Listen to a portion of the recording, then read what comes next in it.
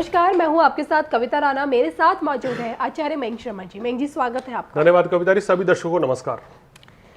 चुनावी मौसम आ चुका है, चुनाव ने दस्तक दे दिया। आपको बात बता दूं कि इस साल के आखिर में, जो कि अब 2 महीने बाद ऑलमोस्ट मध्य प्रदेश में चुनाव है, और जहां फिलहाल मामा की सरकार है, यानी शिवराज सिंह चौहान की।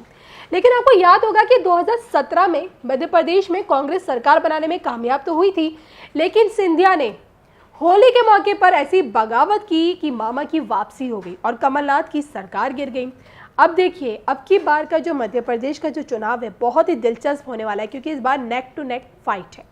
क्योंकि एक तरफ शिवराज सिंह चौहान के साथ, जो कि प्रदेश के वर्तमान मुख्यमंत्री है, उनके साथ सिंधिया है, तो दूसरी तरफ माफ कीजिएगा, कमलनाथ जी हैं। और ऐसे में कांग्रेसी और बीजेपी के बीच में इस बार की मध्य प्रदेश की लड़ाई कौन जीतेगा, ये आज हम जानेंगे मेंग जी से। तो मेंग जी, सबसे पहले मैं जानना चाहूंगी, क्या लगता है आपको, पहले तो मैं आपसे ये जानना चाहूंगी, मध्य प्रदेश की चुनावी तस्वीर इस बार क्या कहती है ग्रह नक्षत्रों के आधार पर? देखिए, अगर ग्रह नक्षत्रों की बात करें तो वर्तमान में अभी इलेक्शन की कोई डेट डिक्लेयर नहीं हुई है। और जो लगता है स्थितियां जो हैं, अगर 30 अक्टूबर के बाद इलेक्शन होते हैं जी, तो बहुत ज़्यादा तस्वीर नहीं बदलेगी मध्य प्रदेश में। अगर 30 अक्टूबर से पहले चुनाव हो जाते तो तस्वीर और हालात बदलते हुए नज़र आ सकते थे। ऐसा क्यों?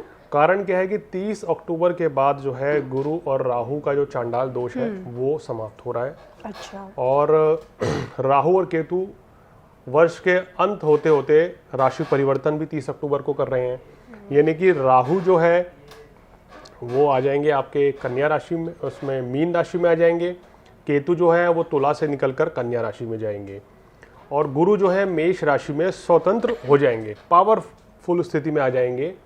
और शनि जो है, जो अभी वक्री अवस्था में है, कहते हैं कि शनि वक्री होता है तो राजनीतिक घटनाक्रम उलटफेर होता है, किसी राज्य में सत्ता का परिवर्तन हो जाना, या इस तरह से कह दें कि राजनीतिक घटनाक्रम में कोई दो पार्टी अगर दोनों एक दूसरे को समर्थन देके सरकार बना रही हैं तो सरकार का गिर जाना, इस तरह की स्थिति वक्री शनि में चलती है या चांडाल दोष में। तो ये सब स्थितियां 4 नवंबर को समाप्त हो रही हैं। अगर 4 नवंबर के बाद इलेक्शन होता है तो हमें ये दिखाई दे रहा है कि एमपी में कोई बहुत बड़ा परिवर्तन नहीं होगा। ये ग्रहों की स्थिति फिलहाल कह रही है।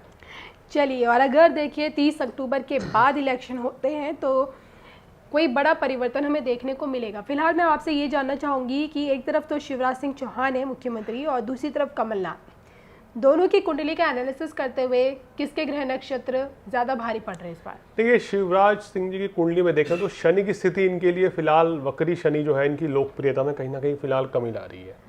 तो 4 नवंबर तक का समय इनके लिए उतना बेहतर नहीं है। लेकिन 4 नवंबर के बाद अगर ये कोई भी कैंपेन करेंगे, चुनाव होगा या कुछ भी रहेगा, तो वो स्थितियां जो है इनके पक्ष में रह सकती हैं। और शनि इनके लिए प्रबल हो जाएंगे, शनि मार्गी हो जाएंगे तो लाभ देंगे। और चांडाल दोष के हटने से इनको काफ़ी फायदा मिलेगा।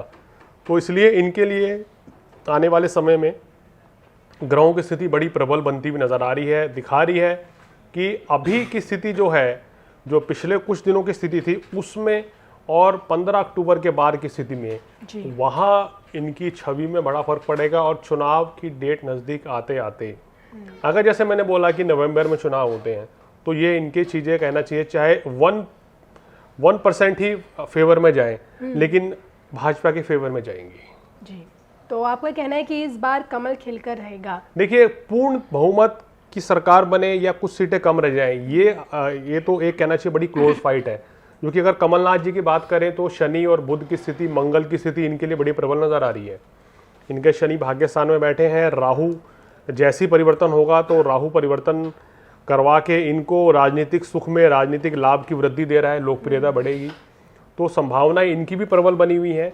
लेकिन अगर दोनों की नेट टू नेट फाइट करें तो सिर्फ 1% का ही डिफरेंस नजर आ रहा है, कि 1% से बीजेपी जो है वो आगे नजर आ रही है कांग्रेस के मुकाबले। ऐसा मेरा मानना है कि फाइट जबरदस्त रहेगी, लेकिन भाजपा को ज़्यादा फायदा मिल सकता है।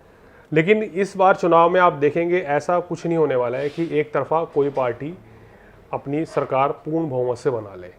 तो आपका कहने का मतलब ये है कि ये जो मेरे को दिखाई बहुमत का आंकड़ा कोई भी पार्टी छू नहीं पाएगी, ना ही बीजेपी और ना ही कांग्रेस? बिल्कुल ऐसा कुछ लग रहा है। या अगर होता भी है तो कहीं ना कहीं बहुमत से बिल्कुल क्लोज ही आ जाएगी कि पूरा बहुमत ही मिल गया, उससे ऊपर सीट नहीं आएंगी या 1-2 सीटें कम रह जाएंगी। इस तरह की फाइट जबरदस्त रहेगी, लेकिन भाजपा को मेरे को लग रहा है कि ज्यादा सीटें मिलती हुई नजर आ रही है।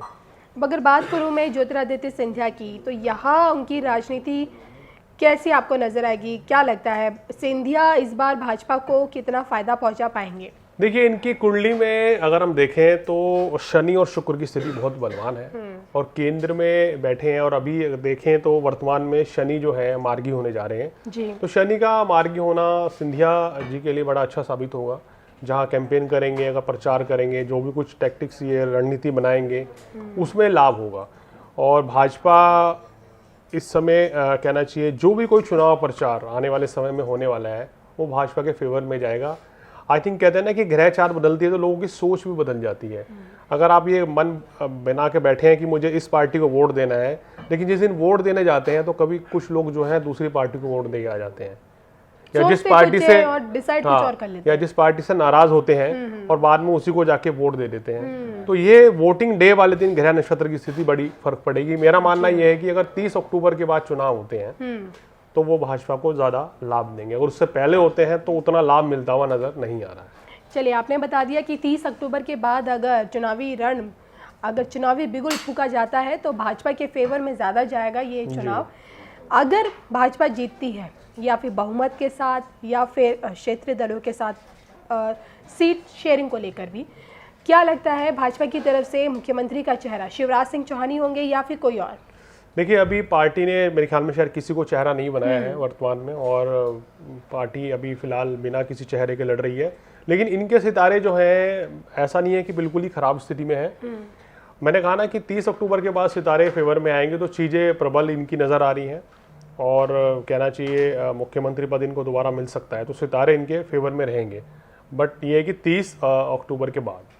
चलिए, देखिए मयंक जी ने तो देखिए अपनी जो ज्योतिष कैलकुलेशन है उसके हिसाब से तो बता दिया कि 30 अक्टूबर के बाद अगर चुनाव होते हैं तो भाजपा का पलड़ा भारी ज़्यादा नज़र आ रहा है और शिवराज सिंह चौहान की वापसी एज अ मुख्यमंत्री यानी कि चीफ मिनिस्टर के तौर पे देखने को मिलेगी।